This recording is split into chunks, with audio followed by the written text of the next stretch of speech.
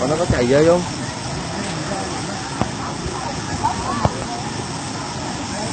Chạy hả? Rồi Anh em! Sơn Chu! Sơn Chu!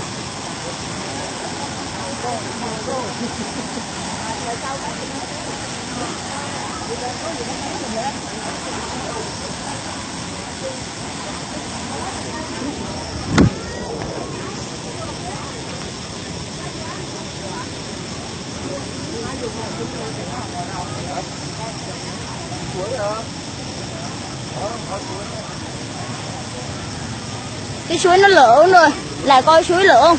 Lở, lở lụt luôn á, nó sập luôn á, chỗ nó kìa, chỗ mấy người đứng muốn sập luôn nữa.